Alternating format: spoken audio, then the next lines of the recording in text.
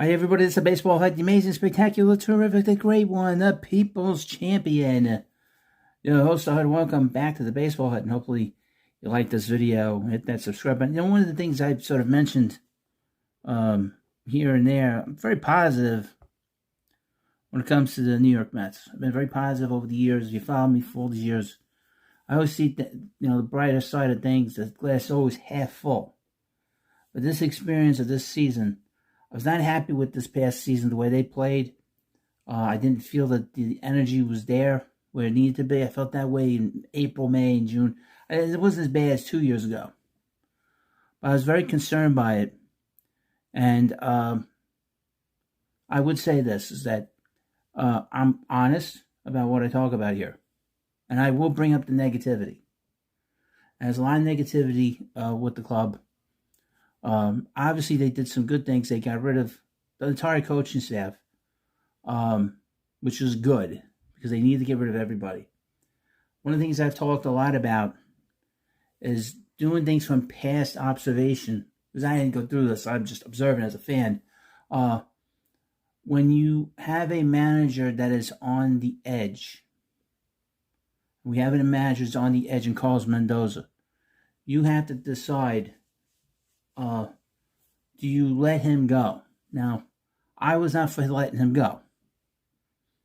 All right, but you don't want to have a situation of repeating history, which my own history tells me that the Mets have done this 2 times before this, and they didn't fire a manager, and in the final season they got off to a slow start, and then they were scrambling to find somebody to replace that manager. 1989, the Mets were looking like they were going to fire Davey Johnson. And they didn't do that, and then they got off to a slow start in 1990. I think in the back of their minds, they wanted to bring in Dallas Green at the time. That was the name that was talked about, but they didn't do that. Instead, when they went into the season, the club got off to a slow start, and they hired Buddy Howson, who was not really equipped to be the manager here. He was a little too sensitive. God rest his soul. He was very sensitive to the criticism of the media, especially the year after that, to where he wasn't manager for long.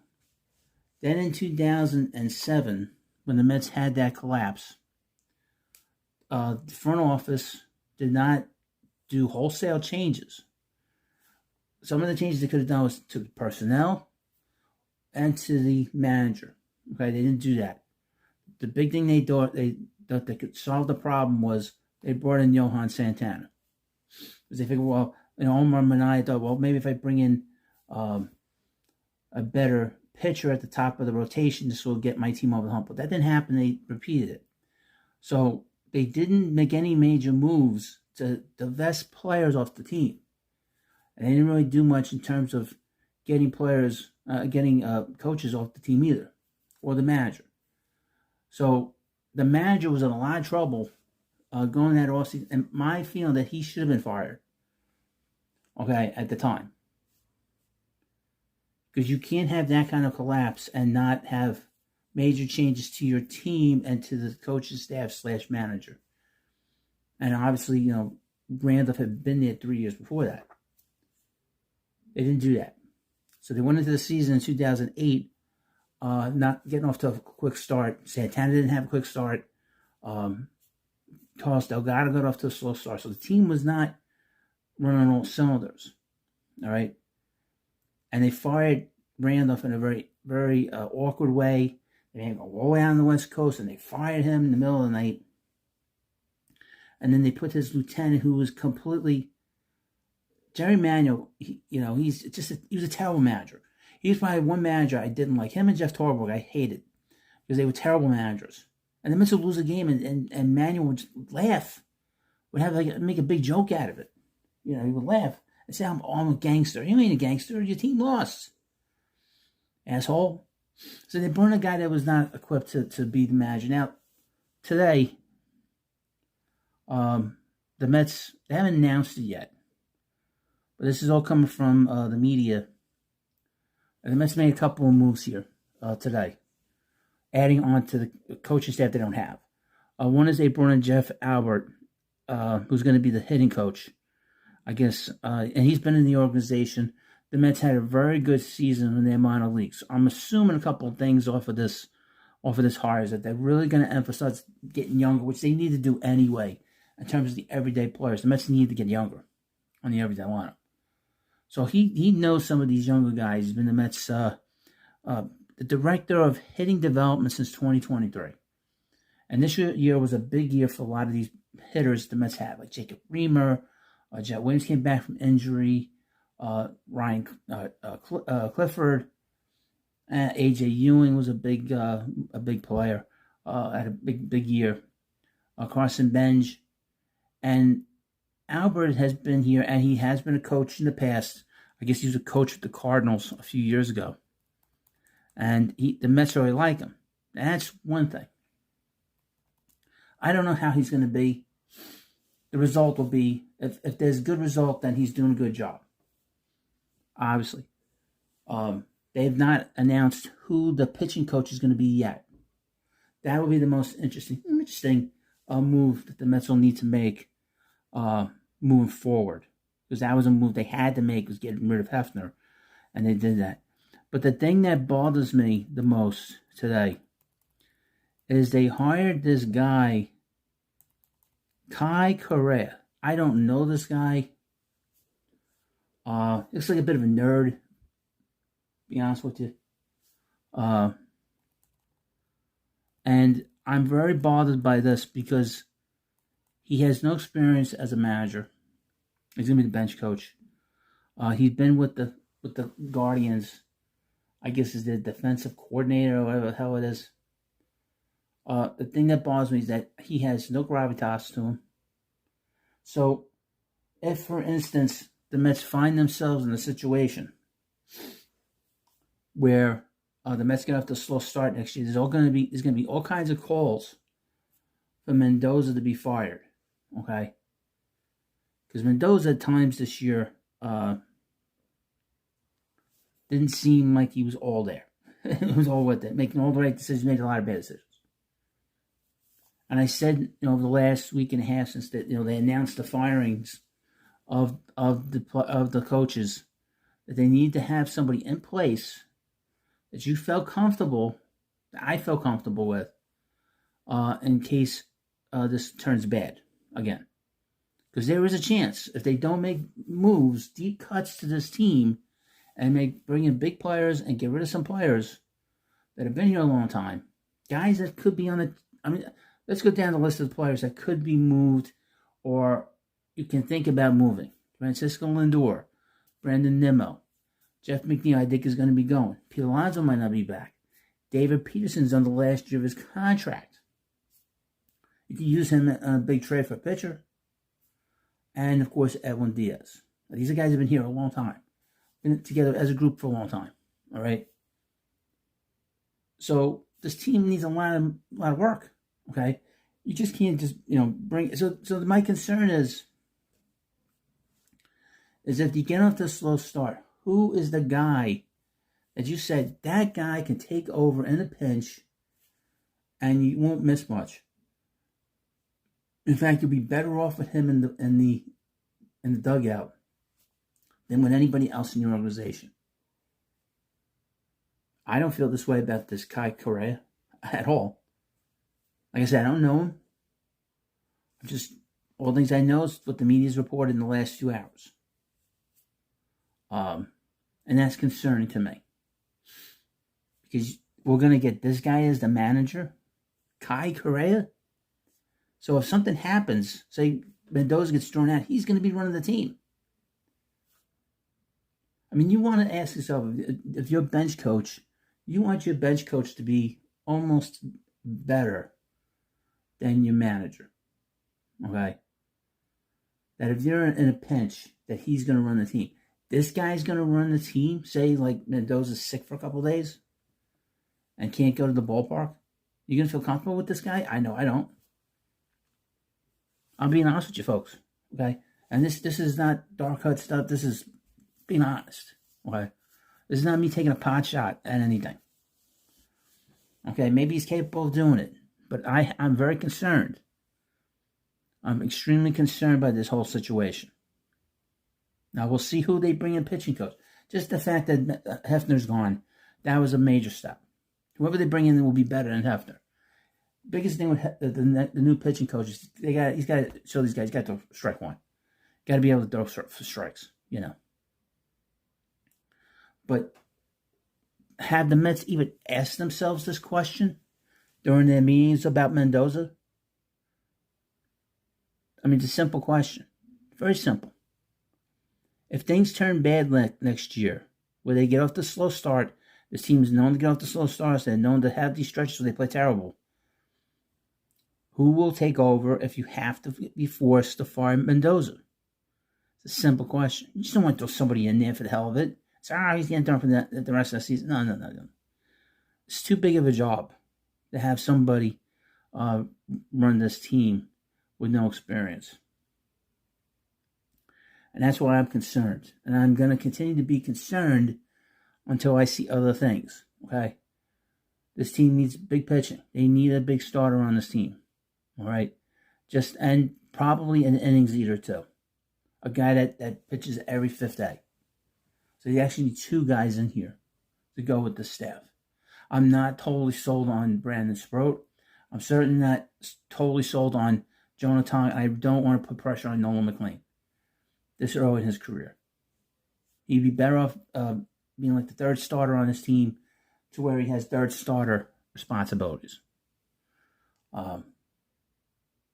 Now, we'll see who the pitching coach is in about 2 weeks or so. Baseball season is going to be over, and we're going to get right into the heat of things, the heat of where the Mets go with this team. So, I mean, like I said, I'm very concerned by this situation. The Mets should have done a better job of bringing in somebody with a lot more of a background as manager. We'll see who the pitching coach will be. It seems that Stearns likes to pick guys that you don't know much about. I thought John Gibbons was a good bench coach. He was good. I thought he was good. But obviously, maybe he was tired of being here. I think there's a real disconnect with this group. But that's the nature of this team in terms of the players. Well, you let me know what you think about this video. And, of course, I give you my honest opinion on things. Somebody's been writing to me, been a long-time subscriber. I had to throw him out. He was getting really nasty with me. And I was like, there's no reason to be like that. I give you my honest opinion. And not being honest about the collapse is not serving you. And it's not serving me in any good way. I have to say it like it is and call it like it is. Which I always have done all these years doing this channel. And I'm sure that other people are going to say, oh, Kai Gray, it's going to be so... I don't know him from a hole in the wall. But I'm telling you, there wasn't anybody else that could have gotten to be the bench coach here. Nobody else? You get this goofball? You have to get so nasty? Yes. Because this is the dark cut, and I'm tired of this. I'm tired of losing. I want to see the team finish strongly and get to a World Series and win it.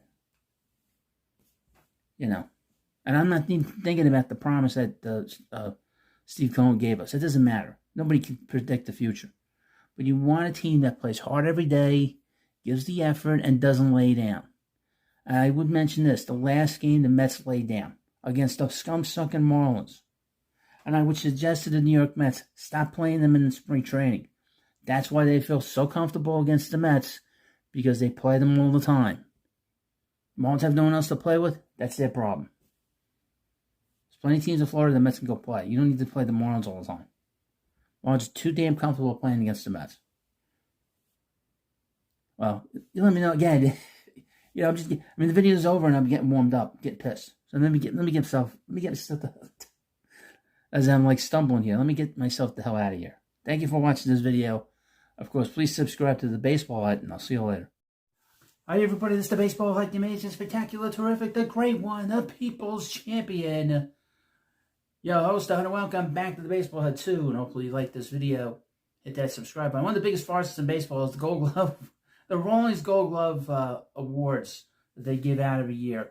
And your host has been sort of complaining, I've been complaining the last couple of years that Francisco Lindor should have gotten in quite a few years.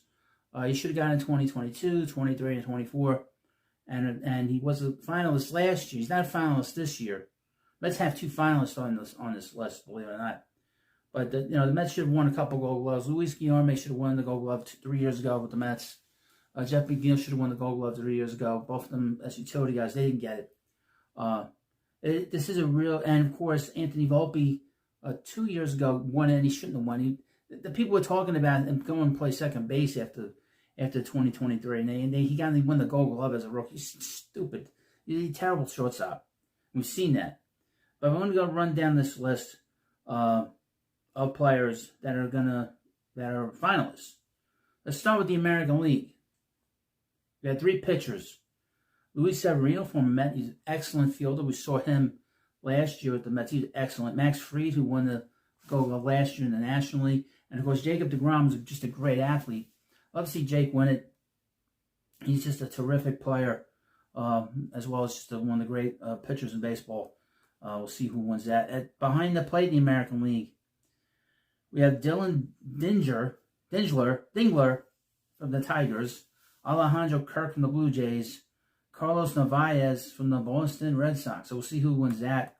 I have no opinion either way. I haven't seen these guys in the American League on a regular basis. At first base, Ty France, playing for the Twins and the Blue Jays. Vladimir Guerrero Jr. with the Blue Jays. Carlos Santana with the Guardians. Now, Santana, I guess, has won it in the past. We'll see who wins it this year. Now, at second base in the American League. Let's see who they have here on here. And, of course, please subscribe and like this video. Second base, Andres Jimenez. He's won it in the past. He won that with the Guardians. Luis Rengifo with the Angels. And Marcus Semien. I would think that Jimenez probably has a very good shot of getting this again. He's an excellent defensive player. He was with the Mets, obviously, in 2020. In third base, we have Ernie Clement, the Blue Jays, Miguel Garcia with the Royals, and Jose Ramirez from the Guardians. We'll see if Ramirez gets that. It'll be add to his legacy. He's possibly a Hall of Fame player. At shortstop, we have Corey Seager, who didn't play a whole season. Had a lot of injuries with the Rangers. Taylor Walls with the Rays. Did not see much of him. Bobby Witt Jr., he's an excellent player with the Royals. We'll see if he gets it. In left field, we have Stephen Kwan of the Guardians, Wyatt Langford, the Rangers, and Tyler Soderstrom from the A's. In center field, we have Kyle Isbell of the Royals, Ceddanne Rafael of the Red Sox, and Julio Rodriguez of the Mariners. Rodriguez should get it, just based off his name. In right field, we have Wilyer Abreu, Red Sox, Adolis Garcia of the Rangers, and Cam Smith of the Astros.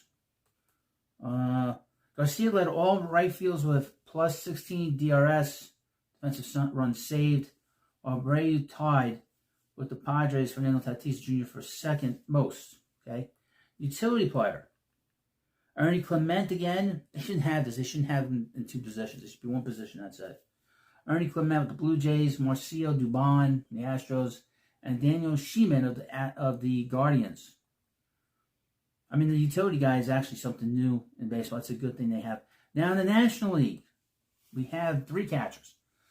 We have 3 pitchers. Matthew Boyd of the Cubs.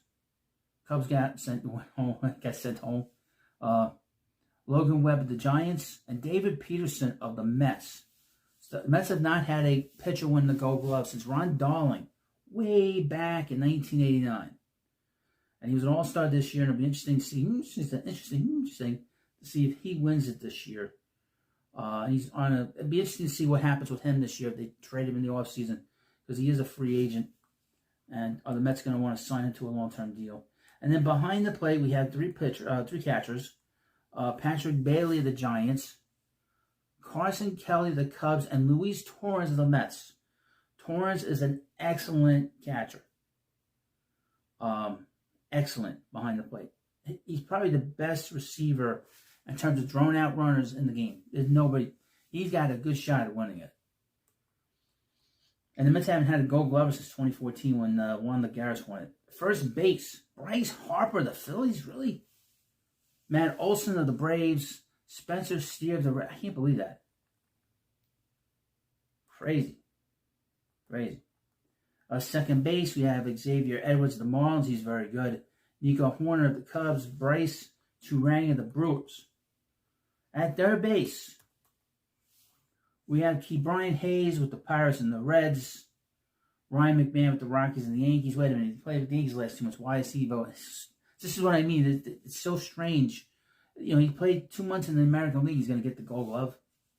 And, of course, Matt Shore of the Cubs. At shortstop, we have Nick Allen of the Braves. Mookie Betts of the Dodgers, which is shocking. And Mason Wynn of the Cardinals. I think Mason Wynn should probably win that. I'm surprised how well Mookie has played at shortstop. It took him a while to really get it going, but I'm surprised at how well he's played. But he's a great defensive player all the way around. Left field, we have Ian Happ of the Cubs. Tommy Pham of the Pirates. And Kyle Stowers of the Marlins. Tommy Pham played that much? Wow. That's crazy. In center field, we have Pete Crow Armstrong. He's going to win it, I don't think. Victor Scott II of the Cardinals and Jacob Young of the Nationals. I would think Crow Armstrong will get it. And he's a tremendous center fielder. You ask him, he'll tell you. If you don't ask him, he'll tell you anyway. At right field, we have Corbin Carroll, Diamondbacks, Sal Frelick of the Brewers, and Fernando Tatis Jr. of the Padres. Tatis is probably going to win it again. He's a great outfielder. The utility player is Miguel Rojas of the Dodgers, Javier Sandoja of the Marlins, and Jarrett Triolo of the Pirates. So this is the players that are up for the Gold Glove in Major League Baseball. And somebody will get screwed over. Probably the players will get screwed over. Peterson will get it, and Luis Torrance won't get it either. So you let me know what you think about this video. And of course, please subscribe to the Baseball Hut 2, and I'll see you later. Hi, everybody. This is the Prospect Hut, the amazing, spectacular, terrific, the great one, the People's Champion. Your host, and welcome back to the Prospect Hut, and hopefully you like this video and hit that subscribe button. So we got a little news here with the Mets. Mets signed a pitcher. You know, you can assign minor league players, but he got a major league contract. So let me read you this from MLB Trade Rumors. Mets signed Joe Jakes, that's how his name is said, to minors contract. Mets have signed left-handed Joe Jakes to a minor league contract, MLB.com's Anthony DeComa reports. Jakes will receive $800,000 in prorated salary if he makes New York's active roster, and he will receive an invitation to the Mets spring training camp. The move is a bit of a homecoming for Jakes, who was born in Shrewsbury, New Jersey, and played his college ball at Manhattan University. Mets are the 6th different organization Jakes has played for since he was a 33rd round pick for the Pirates in 2018, and the Sidearmors' on-field resume in the majors consists of 29 2/3 innings with the Red Sox and Diamondbacks over the 2023-2024 season. All but 3 of these innings came during Jakes' 2023 rookie season in Boston. The D-backs claimed him off waivers in April 2024, giving him exactly 1 MLB appearance with Boston and Arizona during the 24 season. He has since bounced to the Dodgers and Mariners without getting any more time in the show, as Jake struggled to a 6.02 ERA over 52 1/3 innings combined in AAA, both teams' top affiliates in 2025. Jakes, who turns 31 in March, is a ground ball specialist who has a 61.7 ground ball rate in his brief time in the majors. He has steadily increased his strikeout totals during his minor league career, a respectable 22.3% strikeout rate to show for his 218 1/3 innings at AAA. Jakes has had very large platoon splits for much of his minor league career, and there was still a sizable gap within his splits in 25, though left-handed hitters still did pretty well against Jakes, while righties crushed him. 46 different players pitched for New York this season. Due to both injuries and Mets president of baseball operations Dave Stearns' penchant for acquiring and cycling through a ton of arms. It isn't surprising to see the Mets get a quick jump on their non-roster invites already, and Jakes figures to be one of many minor league pitching signees for the Amazons as the team tries to figure out his bullpen mix, and this was a mess this year. Pitching-wise, it was a disaster, so he'll be in the minor leagues. We'll probably talk a lot about him on this channel. So Thank you for watching this video. It's just a little update. And, of course, thank you for watching, and I'll see you later. Alex Bregman of the Boston Red Sox has opted out of his contract, according to the Boris Whisperer, a.k.a. John Heyman.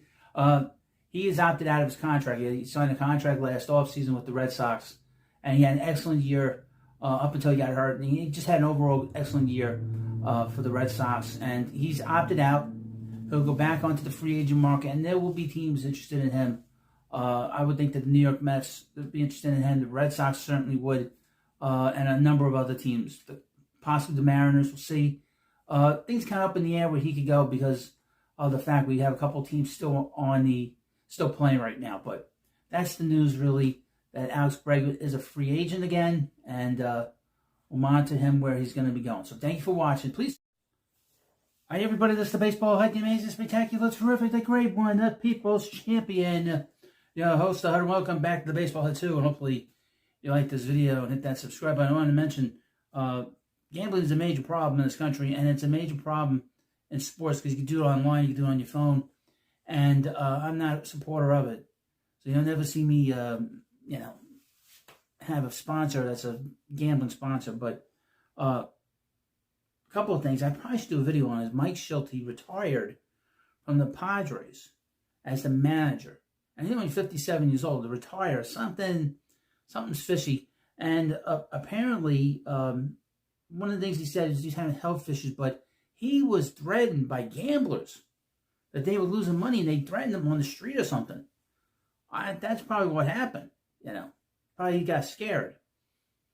So I'm going to have to look into that if I can. But as you know, a couple of pitchers with the Guardians were suspended or put on like an administrative leave, basically suspended.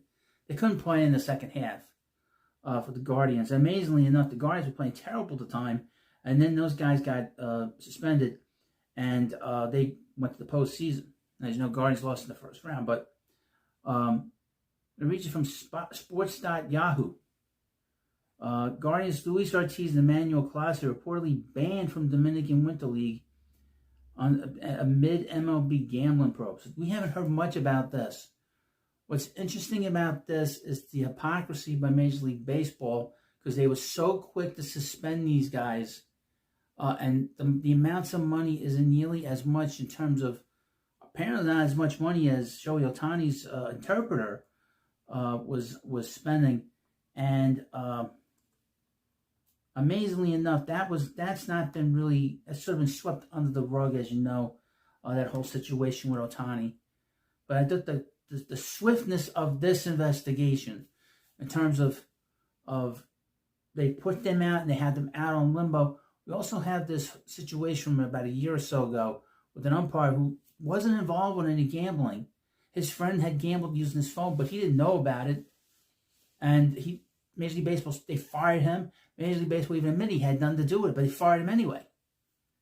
And I guess the umpire can come back, and he's one of the best umpires in baseball. And they were so quick to get rid of him. They weren't so quick to get rid of Shohei Ohtani. As you know, the ratings for Major League Baseball is all over the place. And a lot is because they're bringing in the Pacific. All the Japanese are coming in, all the Asians from that part of the world are watching all these games that Ohtani's playing, and every team's gotten that boost. So that's really the big reason why that's happened. But let me read you the article. After missing the second half of the Major League Baseball season amid reported gambling probes, Cleveland Guardians pitchers Luis Ortiz and Emmanuel Clase have reportedly been banned from playing winter ball in their native Dominican Republic. ESPN's Enrique Rojas reported Monday that the Dominican Professional Baseball League rejected the registration of both players to play for the Astralis Baseball Club. According to the report, MLB doesn't prohibit them from playing winter ball, and the decision was made independent of MLB's actions regarding the players. MLB placed Ortiz on leave on July 3rd amid an investigation. MLB then placed Clase on non-disciplinary paid leave on July 28th. Guardians announced both decisions but did not provide further details about why the players were placed on leave. Neither has played since. The word is they're going to get banned for life. That's what we're hearing. According to multiple reports, including from ESPN, The Athletic, and Cleveland.com, The pair were placed on leave because of investigations into suspicious gambling activity. Per ESPN's Jeff Passan, 2 pitches thrown by Ortiz and Jr. were flagged by a betting integrity firm after they received unusual gambling activity. One of those pitches was a ball thrown way outside that bounced into the dirt into the backstop against the St. Louis Cardinals on June 27th. Specifics of the probe into Clase aren't clear, but his placement on leave is also reportedly linked to gambling and was announced after the investigation into Ortiz was underway. Ortiz started 16 games in his first season with the Guardians before his placement on leave. Clase, a 3-time All-Star with the Guardians, was in the midst of another standout season as Cleveland's closer. The Guardians were in the midst of a disappointing campaign with a record below 500 when both players were placed on leave. Without Ortiz and Clase, the Guardians rallied to post an 88-74 record to win the AL Central. They lost in the wildcard round to the division rival Detroit Tigers. While the Guardians were in the playoffs, Ortiz and Clase were both in the Dominican Republic, banned to play for Australis. Cleveland Guardians right-handed pitcher. Oh, we already went through that.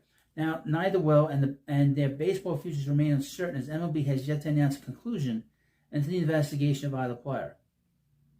But look how quickly, folks, remember back how quickly the Justice Department came out and said that Ohtani was innocent, and they didn't suspend him when you could have suspended him.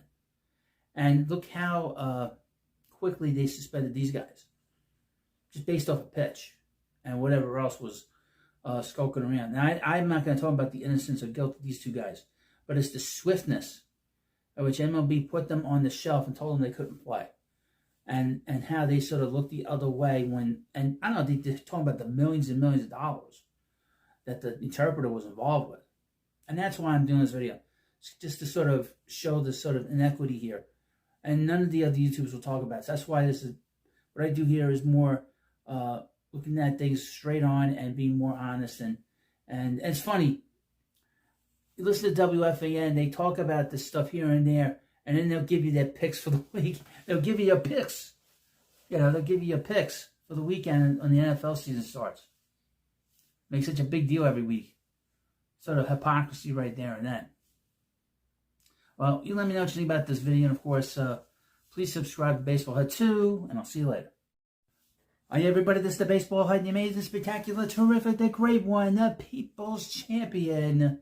Your host, and welcome back to Baseball Hut 2, and hopefully you like this video and hit that subscribe button. As you know, we're going to have free agency coming up pretty quickly.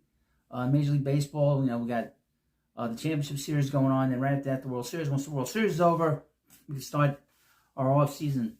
But we have a bunch of Japanese players that are going to get posted and be available for Major League teams, and there's some big players coming up. And we have some different players. The last video I did on was on Munetaka Murakami, who's the greatest home run hitter in the history of Japan for a single season. And I got a whole bunch of other guys here. Let me read from MLB trade rumors. MPB's Kazuma Okamoto and Tatsuya Ame expect to be posted for MLB teams. I know I'm going to embarrass myself from pronouncing these names. John Heyman, a.k.a. the Scott Boras Whisperer of the New York Post, writes that Okamoto and Imai are indeed both expected to be posted this offseason. Now, the prior update. Every offseason, a handful of high-profile players from Japan's Nippon Professional Baseball and the Korean Baseball Organization in South Korea either reach true free agency or are made available to MLB teams by way of the posting system. We already know that slugging third baseman Munetaka Murakami of the Yakult Swallows and steady right-hander Kono Takahashi of the Seibu Lions will be posted this winter. Breakout infielder Sung Moon Song of the KBO's Kiwam Heroes is hoping to be posted for big league clubs as well.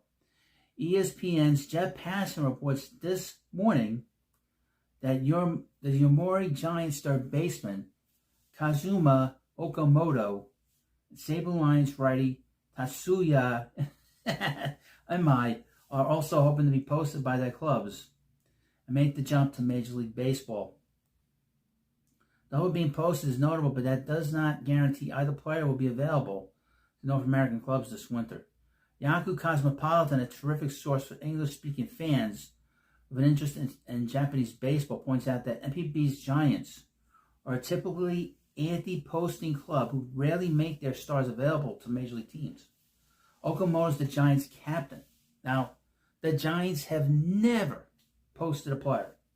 They never make him available. They never make them available.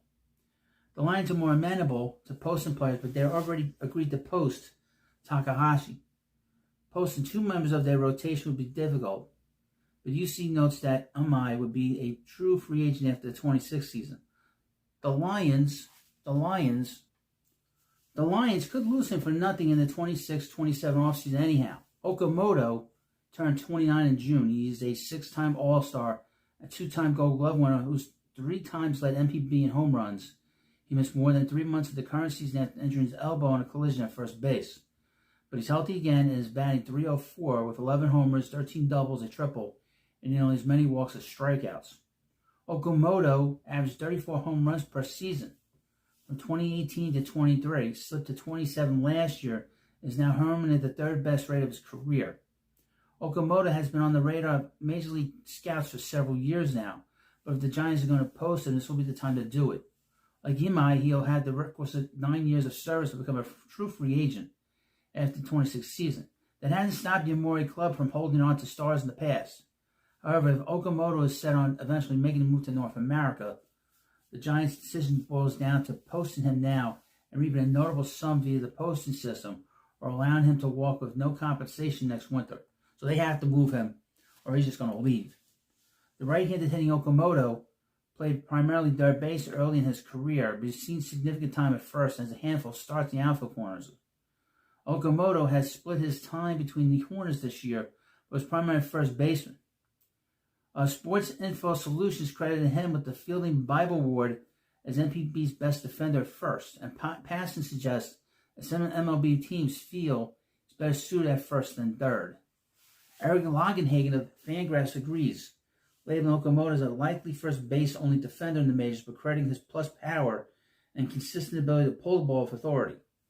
Longenhagen notes, as is the case with, he's a right-handed hitter, with most MPB hitters, there are questions about his ability to hit big league fastballs. That's troubling. Longenhagen writes that Okamoto's numbers against heaters greater than 94 miles per hour fall off a cliff. It's a valid concern, though the counter is always that a hitter can potentially adapt to better velocity when seen more frequently. Even if Okamoto is limited to primarily playing first, he's a good defender there by all counts. He has plus power, improving contact skills, and draws plenty of walks. Since settling in as a regular in his age 22 season, Okamoto is a .276, .360 on base, .524 hitter, with an average 39 home runs per 162 games. He currently has a career low strikeout rate and the second best slugging minus batting average of his career. If he's posted, there will surely be multiple year interest from MLB clubs. Imai's possible addition to the market is arguably more intriguing, given the heavy price teams are willing to pay for prime age pitching. The 5'11" righty won't turn 28 until next May. He's in the midst of a career best season, sporting a comical 1.50 ERA. 50 ERA. Knew that was going to fall down. But a 28.8% strikeout rate and 6.7 walk rate and 143 and 2/3 innings. Jeff Passon writes that he polled more than a dozen scouts and front office executives on the type of contract Imai could command, with estimates ranging from $80 million on the low end to nearly $200 million on the high end. He'll be 3 years older than Yoshinobu Yamamoto was when he landed his unprecedented $325 million contract with the Dodgers, but 2 years younger than Shota Minaga was when he signed a 4-year, $53 million deal that now looks like a bargain for the Cubs. If Imai is posted, he'll join Dustin May and Michael Soroka as free agent starters heading into their age 28 seasons. Imai would have considerably more earning power than either, as big league teams will pay a premium for his power arsenal and the allure of the unknown. Based on Imai's age, arsenal, and recent track record, there's a chance that he could be the highest paid pitcher of the entire free agent class this winter, if the Lions eventually choose to make him available. Well, isn't that interesting? So he's a pretty big pitcher. So I don't know anything about the players. I know a little bit about Murakami, but these guys. And, he's comparable to Yamamoto because he's not a big guy. Yamamoto's not over 6 feet tall. And he pitched great in Game 2 against the Brewers. He's a big-time pitcher. And he's certainly worth all that money, even though he's been hurt the first 2 years of that contract. He's a spectacular pitcher. Well, you let me know what you think about this video, and I'll keep you updated. So if you're interested in everything about the Japanese league and what's going on with Korea, I will do videos on them as we get close to free agency, and we'll talk a lot about them. They'll be on my list of players that are free agents and that could be going to a team near you. Okamoto might be the second best first baseman on the market behind Pete Alonso. But this is not a great market for first baseman, so he could get an interesting deal from a team. Well, thank you for watching. Please subscribe to Baseball Head 2, and I'll see you later.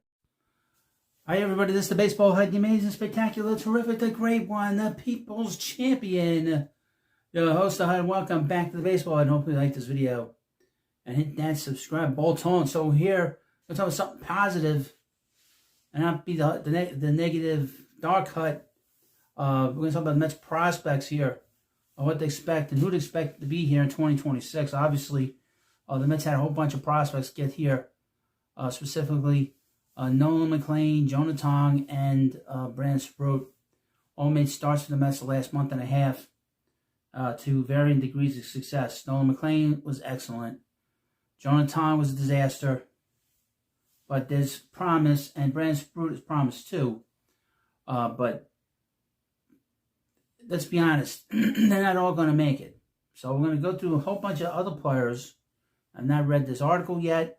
A lot of times I don't read the article before I do the video just to get my honest, more sort of my first thoughts are on it. So here we go from SNY. After the rise of elite Mets pitching prospects, who should fans watch out for next? New York has several arms and upper minors with big league potential that could make impact in 2026. When Nolan McLean, Brandon Sproat, and Jonah Tong made their major league debuts and became potential factors if the Mets made the postseason, that was a big step for the burgeoning Mets pitching development system. Now, I thought it was unfair that they brought these kids up and hoped that they would help propel the Mets to get the postseason. I thought that was a major strike against David Stearns. That he had to rely on these three kids to get the Mets to the postseason. In the past, the Mets have had an anchor. I use 2016 as a good example of the Mets calling up Seth Lugo and Robert Gazelman to help them get to the postseason that year. But the Mets had Noah Syndergaard at the top of the rotation, pitching great. Even though they had interest to Matt Harvey and Jacob deGrom to finish the season. They got a lot out of Noah, and he was the ace of that staff. But I thought what they did with these three young guys this year was unfair. Rebuilding a minor league system and a program is something that takes time and investment in both personal and technology. After Steve Cohen bought the Mets, that investment grew exponentially. The pitching lab has been the center of discussion at times, but that's just a physical building in Port St. Lucie. That building means little if you don't have the right technology in it or the right coaches and instructors to help groom these young pitchers. Most importantly, pitchers who buy into it. Now, a couple of things. The Mets fired Jeremy Hefner, which they needed to do. He was the pitching coach with the Mets, and he needed to get fired. I mean, let's all be honest. He was the guy that needed to go, and the Mets did the right thing, and they got rid of him, and they had to, because the result of the last 5 years has not been good, quite frankly, in my opinion. The Mets hired Eric Jaggers for the 23 season to be their director of pitching development. And 3 seasons since that, Jaggers has been promoted to the role of vice president of pitching and assembled a strong support staff under him that has led to the Mets recently being ranked as the #1 farm system for pitching prospects in all of baseball by MLB Pipeline. Part of that is the fact that McLean, Tong, and Sproat are big play development wins at 3rd, 7th, and 2nd round picks, respectively. They all have emerged to not just be among the best pitching prospects in the sport, but they are the real options to count on as part of the 26 starting rotation. Now, a couple of things. I have another channel called The Prospect Hut, and I followed these guys for a long time. Jonathan was drafted in 2022. He, for the first 2 years of his time with the Mets, utter disaster. Walking the ballpark, not being able to throw strikes. He was a kid from Canada that moved down here around the pandemic. He wanted to play and be noticed. He got drafted in the 7th round in 2022. He had been nowheresville in the Mets minor leagues. But the last 2 seasons in 24 and 25, he took major steps to being probably the best pitching prospect in the game. Now, from what I saw, he's got a lot of work ahead of him. I mean, he needs to grow up a little bit, maturity-wise. He got experience that they should have given him more time in AAA and not called him up. But he is a player that is a win. Now, Nolan McLean's a different story. He came from a pretty big program from Oklahoma. But as a two-way player, and he's a third baseman and reliever, he has exploded on the scene after giving up being an everyday player last year. And he had a big year this year, and he pitched really well. We're very impressed with him. And Brandon Sprout, the Mets drafted him twice. Once in 22 in the 3rd round, and then in 23 in the 2nd round, excuse me. So he's a big prospect that they've had good feelings for a very long time. So they're in good shape in terms of them. A lot of it has to do with health. We'll see the development of them. They're going to be spending some time in the minor leagues next year, I would think. As a number 1 ranking doesn't come just because of 3 pitchers. As the writer wrote last week, the sign of a functioning player development system is avoiding multi-year gaps and generating young talent for the big league roster. At some point in 2026, McLean, Tarik Skubal are going to graduate as prospects. As it currently stands, the Mets don't have a pitching prospect that could currently rival any of the above 3's prospect status. However, there are several arms in the upper minors with big league potential that could impact the Mets as soon as 2026. On the reliever front, there are 2 notable right-handed fireballs that should get an opportunity to play meaningful games at some point in 26. Number 19 ranked Dylan Ross, who he was called up late in the season but didn't play, and number 21 ranked Ryan Lambert. These guys are extremely hard. Now, the next grouping the names on the starting pitching front, most of the Eastern League champion AA Binghamton run points rotation are ranked among SNY's top 30 prospects in the Mets system and look like future big leaguers. I guess barring injury, of course. Those names are number 10 prospect Jonathan Santucci, number 11 prospect Jack Wenninger, number 14 prospect Will Watson, and number 24 prospect Zach Thorne. He's a lefty. 2 lefties and 2 righties. It may be a numbers game to determine which of these will start in AAA. We should not forget both McLean and Tom started 25 in AA. Santucci, a 2nd round pick at 24, struggled in his first 6 professional starts, posting an 8.14 ERA in 21 innings. Wenninger, a 6th round pick in 2023, really impressed the Mets brass in 25. He spent the whole season with Binghamton, where he posted a 2.92 ERA and 135 2/3 innings, and ranked 2nd in the Eastern League in strikeouts at 147. Watson, a 7th round pick in 24, split time as a starter and a reliever while at college at USC. 2025 was his first year as a full-time starter. He emerged as a top 30 prospect preseason inside the top 15 by August.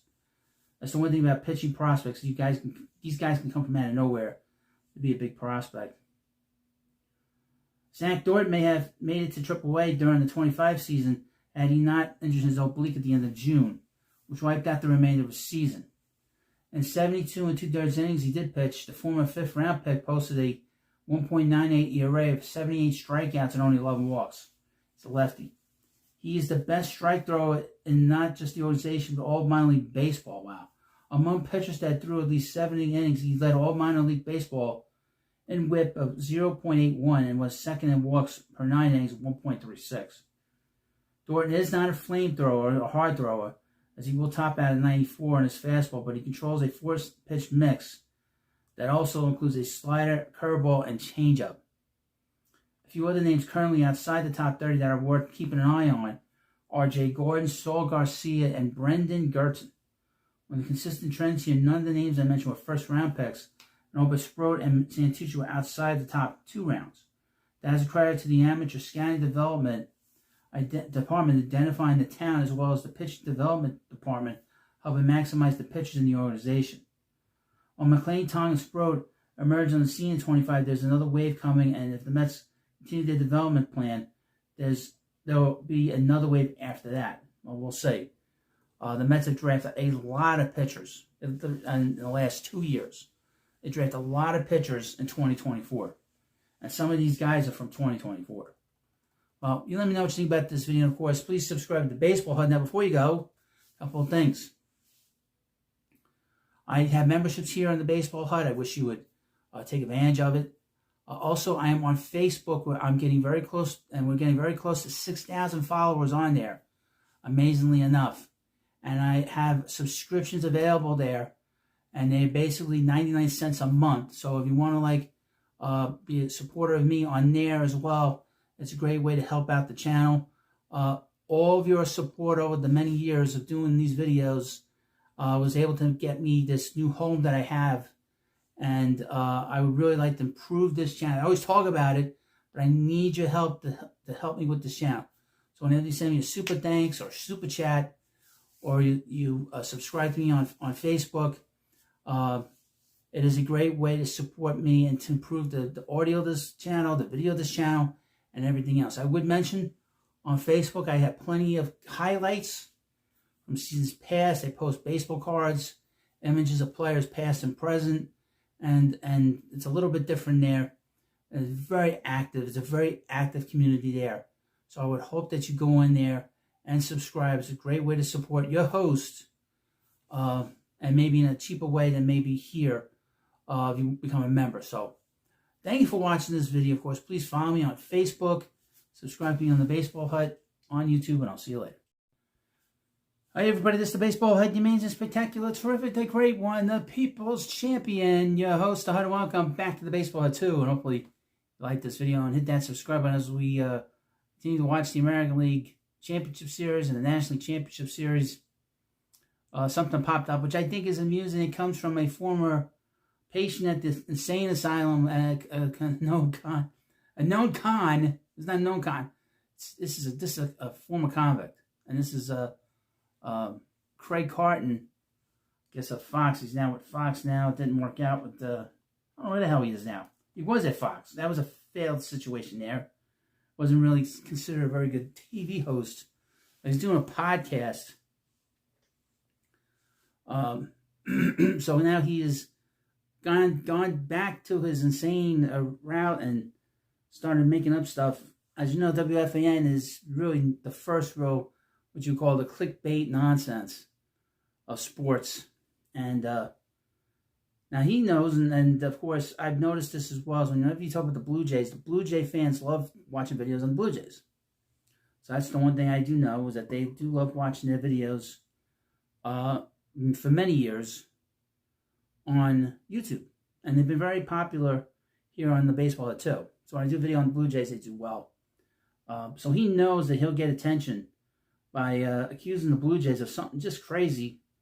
Now, the Blue Jays lost the first 2 games against the Mariners in the ALCS. They won Wednesday night. They just completely destroyed the Mariners pitching staff. Scored a ton of runs. Now, I'm recording this video before Game 4, and this video will go up on Friday. So I don't know the result of that game, obviously, and hopefully we'll see the Blue Jays win again just to sort of rub it in on Craig Carton. This is from Awful Announcing. This article was put out on Wednesday, so this happened on Tuesday. Craig Carton accuses the Toronto Blue Jays of cheating against the Yankees. I'll go to my grave thinking that. Quote, unquote. Maybe we have another Houston Astros scandal on our hands with those rascals. Get the white jackets. I mean, really get the corrections officers. Get the prison officers to come in here and take him out of here again. They said things aren't bad enough for the Blue Jays, down 2-0. Well, that's 2-1 at this video. In the LCS, former WFAN host and Craig Carton is accusing them of cheating against the New York Yankees. Toronto's offense was historic against the Yankees in the ALDS, slugging .601 while hitting 9 homers and scoring 34 runs in 4 games. Against the Seattle Mariners in the ALCS, however, the Blue Jays' offense has been much more pedestrian, scoring just 4 runs in 2 games. And the stark contrast is Carton believing something Fugazi must be going on. Now, I would mention there are plenty of videos on X of Aaron Judge relaying signs to his teammates during the wild card series when they played the Red Sox. And it was very blatant. A lot of Yankees were relaying a lot of signs of location. You figure out location, you know what kind of pitch you're going to get. And they were sort of, relaying signs. And you can just, depending on where the catcher sits, that's how you can tell nowadays. You really don't relay the signs with the pitch selector and people and the players' heads really the players' heads. But what's interesting is that if you can figure out the location, you can figure out the pitch based on the pitcher. So they were relaying signs during that series. So that the chutzpah by Craig Carton is quite astounding. But what do you expect from somebody that's been in the insane asylum, in the nervous hospital known as WFAN? Quote, Toronto suddenly forgot how to hit a baseball, Carton said on his daily podcast, which makes me think that they were probably cheating against the New York Yankees and were stealing Yankee signs. I'll go to my grave stinking that. Carton used the fact that Toronto struggled against Seattle's starter, Bryce Miller, in Game 1 of the ALCS as evidence, referring to him as a journeyman no-name 4th or 5th best pitcher. While Miller had a very lackluster 25, he did make 31 starts last year with an ERA under 3. And Miller has only pitched for the Mariners in his career, negating the journeyman factor. He went after him, and the actor Nick Totoro went after him, who's completely deranged, completely crazy. Screams about every little game that the Yankees lose or they make a bad play. He acts like the sky is falling. And he's about as bad as Frank Fleming, but he's an actor, so he's going to play it up. Bryce Miller is 27 years old. He's pitched for one team for the last 3 years, and that's been with the Mariners. So he came up when he was 24 years old. But he's a journeyman. Well, he's making a name for himself. You don't have to be a star pitcher to pitch well in the postseason. You can make your whole career in the postseason. Quote, I'm saying to myself, now wait a minute. Toronto can't hit the ball against this tool. When Max Fried's on the mound, he couldn't get out of the 3rd inning against this offense. Maybe start thinking. Maybe we have another Houston National scandal on our hands with those rascals from Toronto. Now, according to what I've heard, Max Fried does not have a good history in the postseason. I think if you look it up, his numbers aren't very good. They're not nearly as good as they are during the season. And we've seen great pitchers not pitch well in the postseason. Clayton Kershaw is a great example. A guy that's a great pitcher, pitched terrible in the postseason. So it's just ridiculous. The argument would have more credence if the contrast in Toronto's offense stemmed from being home versus away. But the first 2 games of the ALCS were played in Toronto, and the Blue Jays were largely shut down. Additionally, it was Seattle's Josh Naylor who appeared to be stealing signs against the Detroit Tigers earlier this postseason. Well, isn't that interesting too? But the most interesting thing about this take is that it continues a trend of past and current WFAN hosts accusing MLB teams of cheating. It started with Evan Roberts back when Carton was his afternoon co-host on WFAN more than 2 years ago. Roberts of the Tampa Bay Rays 19-3 home record to start the 23 season and accused them of cheating. Now, after he accused them of cheating, folks,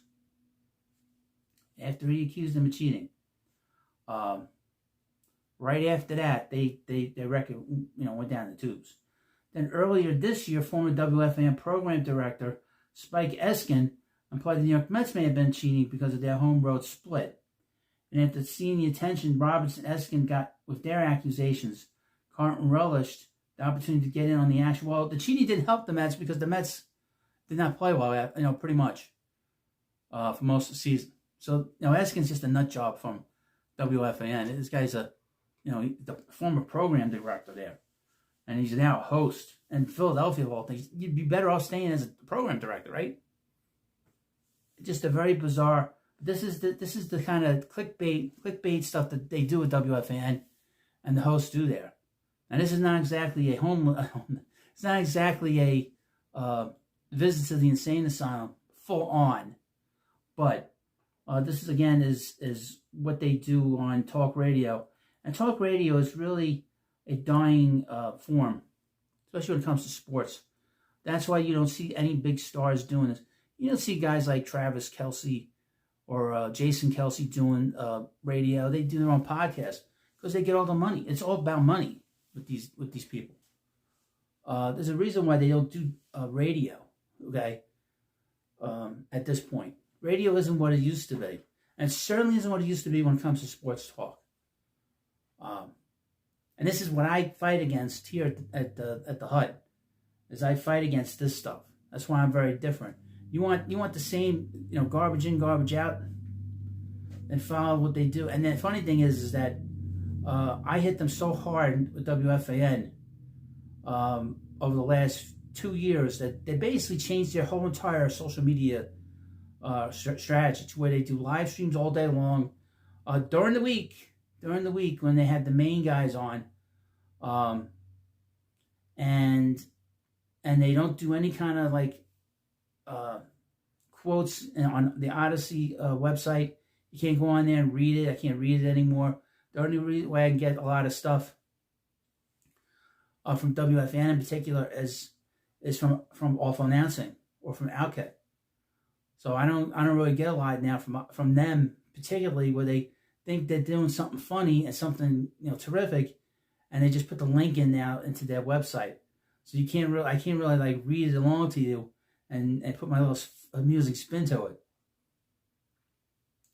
But this is just another example of radio people, doing like something that's something they've done for 35 years. They've done this stuff for 35 years, lied and done all kinds of stuff to the audience, abused the audience, whatever the audience is that they're talking about. If they're talking about the Mets, they'll upset the Met fans, and they do that on purpose.